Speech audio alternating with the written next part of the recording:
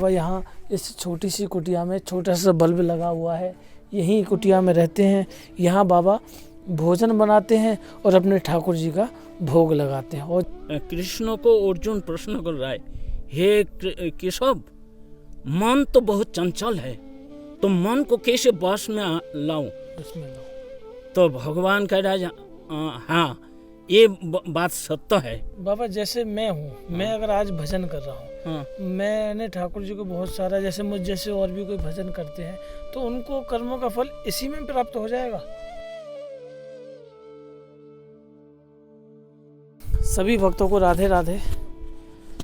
जैसा कि संतों की माला में मैं आपको त्यागी तपस्वी और महान संतों के दर्शन करा रहा हूँ, उसी माला में आज मैं आपको वीरान जंगल कहें तो एक विशालकाय झाड़ियों में रह रहे तपस्वी संतों के अब दर्शन कराऊंगा, जो कि ऐसे जंगल में रह रहे हैं कि जिस जंगल में सर्प इत्यादि जंगली नील गाय, जिराफ फिराफ सब इधर उधर घूमते रहते हैं। लेकिन बाबा इतनी कठोर साधना में एक छोटी सी कुटिया में, जैसे कि देख रहे होंगे बाबा की ये बहुत छोटी कुटिया है, जो कि इर्द गिर्द पूरे वीरान जंगल से घिरी हुई है।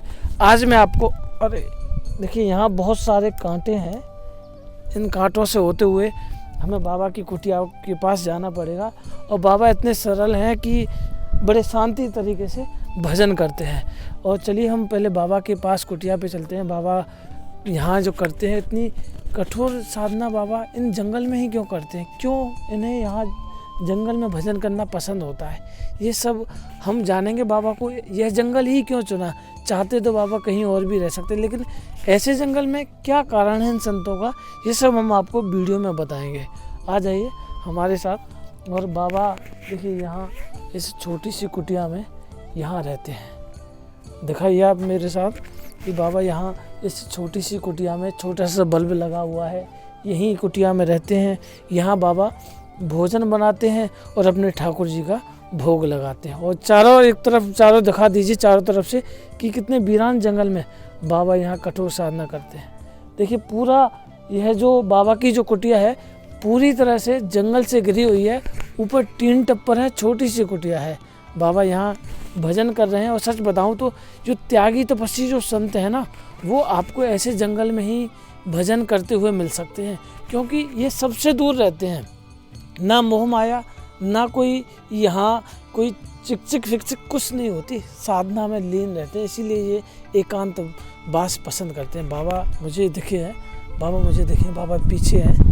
हम बाबा से मिलेंगे, बाबा से चर्चा भी करेंगे। और बाबा के आप एक बार दर्शन कीजिए। बाबा देखिए यहाँ भजन में खड़े हुए हैं, बाबा शांति से खड़े हुए हैं। हम बाबा से मिलकर चर्चा करेंगे। आप सभी बने रहिए, वीडियो को एंड तक देखेगा। सच में संतों के भाव सच में बढ़िया। सभी भक्तों को राधे राधे। आज हम बाबा के पास में आए हैं। बाबा वीरान जंगल में यहाँ झाड़ियों में रह रहे हैं, कठोर साधना करते हैं। चलिए बाबा से मिलते हैं। महाराज जी राधे श्याम। राधे श्याम। महाराज जी सबसे पहले तो हम आपका शुभ नाम जानना चाहते हैं। बस मेरे नाम श्री शुभानुदास। शुभानुदास बाबा। बाबा कितने वर्ष हो गए आपको इन झाड़ियों में रहते हुए? 8 साल। 8 वर्ष। तो बाबा एकांत में अगर हम बैठकर भजन करें तो भजन में मन लगता है? एक दिन में नहीं लगेगा, एक दिन एक साल में नहीं होगा। धीरे धीरे धीरे धीरे भगवान कृष्ण को अर्जुन प्रश्न कर रहा है, हे केशव, मन तो बहुत चंचल है, तो मन को कैसे वश में लाऊं? तो भगवान कह रहा है, हाँ ये बात सत्य है। जो मन जो सतो तो चंचल है, इस बारे में निसंदेह है। तो मन को बस लाने का एक ही उपाय है, वैराग्य और अभ्यास। वैराग्य और अभ्यास। अभ्यास करते करते एक दिन बस में आ जाएगा मन। मन घूमेगा, शरीर घुमाओ मत, शरीर को यहाँ रखो, शरीर को एकाग्रचित रखो। मन घूमेगा जरूर, घूमेगा, मन घूमने दो, लेकिन शरीर यहाँ रखो, तो फिर मन घूमते घूमते घूमते फिर शरीर में आ जाएगा। तो इसी प्रकार अभ्यास करते करते क्या नहीं हो सका, आदमी सब कुछ कर सके, जन्म मृत्यु का हाथ से बचा सके आत्मा को। बिल्कुल बाबा, ये बात आपने बिल्कुल सत्य कही। जैसे कि आज के इस ज़माने में जो अकाल जो मृत्यु होती है, तो इनका बाबा क्या कारण है? ये जगत का नीति है। नीति है। हाँ, गीता में क्या कह रहा है? जातस्य ध्रुवं मृत्यु ध्रुवं जन्म मृत्यु सच। भगवान कह रहा है, हे अर्जुन, ये जगत में जिसको मृत्यु हो रहा है उनको जन्म अवसंभावी, और जिसको जन्म हो रहा है उनका मृत्यु अवसंभावी। ये जन्म मृत्यु चक्कर से बचने के लिए एक ही उपाय है, जो मेरे भजन करना। भजन करना। हाँ, मेरे भजन को द्वारा ये जन्म मृत्यु को हाथ से बच जाओ। बच जाएगा। मृत्यु होने के बाद जरूरी नहीं कि हमें मनुष्य जन्म मिले। अगर हम अच्छे कर्म करेंगे तो हमें मिल सकता है मनुष्य जन्म। कर्म का ऊपर निर्भर कर रहा है। कर्म के ऊपर। हाँ, कर्म जैसे होगा उसी प्रकार आपको फल मिलेगा। फल मिलेगा बस। क्योंकि ये जो जीवात्मा अमर है। जीवात्मा। हाँ, भगवान एक तरफ से भगवान और जीवात्मा बराबर है। कैसे? ना जीवात्मा नित्यकाल जीवित रहेगा और भगवान भी नित्यकाल जीवित रहेगा। भगवान कर्म रहित और जीवात्मा कर्म की बस, कर्म के अंदर। बिल्कुल। कर्म जैसे जैसे करेगा उसी प्रकार फल मिलेगा। बाबा, जैसे मैं हूँ, मैं अगर आज भजन कर रहा हूँ, मैंने ठाकुर जी को बहुत सारा, जैसे मुझ जैसे और भी कोई भजन करते हैं, तो उनको कर्मों का फल इसी में प्राप्त हो जाएगा, या फिर हमें इस जन्म को भोगने के बाद हमें कर्मों का फल प्राप्त होगा? अगर हम भजन अब करें तो अगर मेरे से कुछ भी पाप होता है तो भजन के बल से वह पाप कम हो सकते हैं। कट जाता है। कट जाएगा। भजन में इतनी आसक्ति शक्ति है कि वह पापों को काट सकता है। जी बात, बिल्कुल। और बाबा, यहाँ पर कैसे दिनचर्या रहती है आपकी? दिन हमारे तो कैसा दिन कटता है? बहुत मेरे पास बहुत सवाल से आते हैं कि जैसे हम सुबह जगते हैं, चाय पीते हैं, अपना काम तैयारी करते हैं, ऑफिस जाते हैं सब लोग। इस संत भगवान जो भजन करते हैं वो कैसे अपना प्रातःकाल जगते हैं? देखो, ये जो समय बिताने का एक रूटीन है। समय बिताने का भी रूटीन है? हाँ, रूटीन है।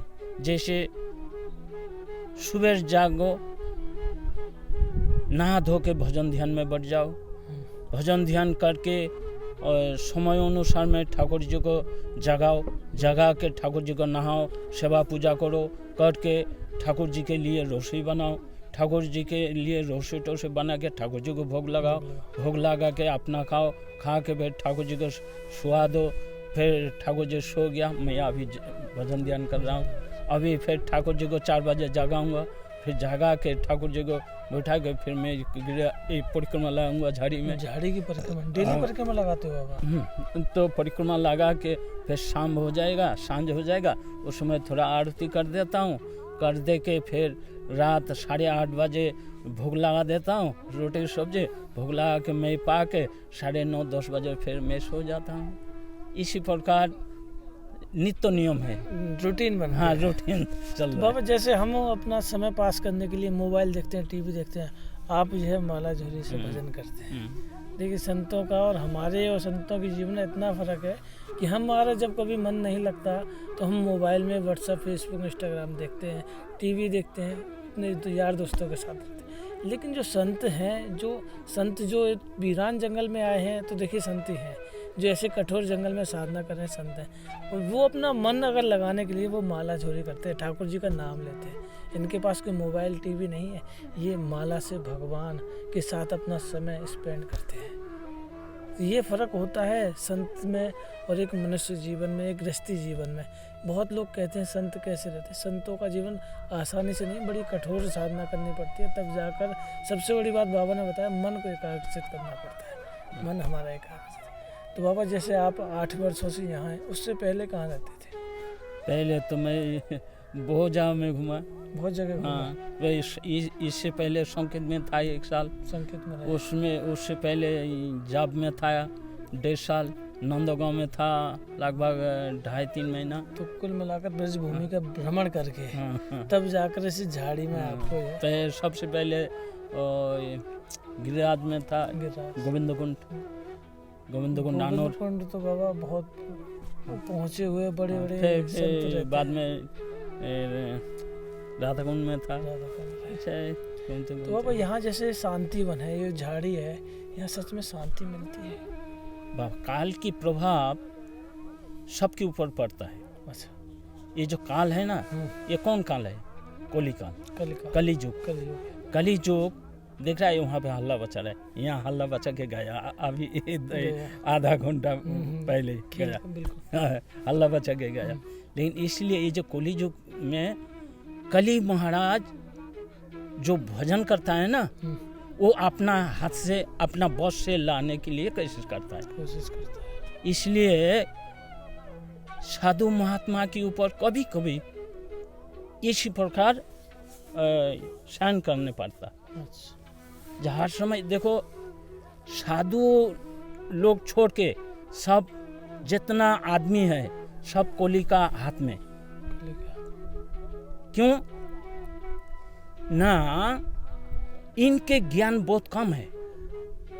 जो ज्ञानी साधु है उनके ज्ञान है जे खेलकूद करके क्या फायदा, क्या नहीं फायदा, और बेकार टीवी और मोबाइल देख के क्या फायदा। अभी आप बताया ना, मेरे गुरुजी ये ज्ञान दे दिया। देखो आदमी का जीवन में एक सारी जिंदगी में 1 साल की अंदर में 1 दिन का अंदर में 1 घंटा, 1 घंटा के अंदर में 1 मिनट, 1 मिनट का अंदर में 1 सेकंड आदमी का निकल जाएगा तो करोड़ रुपया देंगे, वो समय लौट कर नहीं आएगा। इसलिए ये सोच के तुम लोग हर समय भजन ध्यान करो। बिल्कुल। एक शास्त्र में और एक बात कहता है, वो बात कहता है, सतत स्मरेत विष्णु विस्मर्त कदाचन। हर समय भगवान की चिंतन करो, नाम करो। बिल्कुल बाबा। तो देखो आज मैं टीवी देख के 1 घंटा निकाल देंगे, वो आएगा समय, वो समय हमको मिलेगा। और समझ में आ रहा है? नहीं आ रहा है। जो टीवी हम देखेंगे वो समय लौट कर तो कभी कोई भी समय नहीं आता। हाँ, तो 1 घंटा टीवी ना देख के 1 घंटा भगवान के नाम करेंगे। बाबा देखो भजन तो काम आ सकता है, टीवी या मोबाइल काम नहीं आएंगे। हाँ, और खेल कूद करके समय ना बिता के भगवान को नाम करो। भगवान की जो किताब है गीता, श्रीमद् भागवत महापुराण, वो पढ़ो, कीर्तन करो, भगवान की मंदिर परिक्रमा करो, कोई भी करो।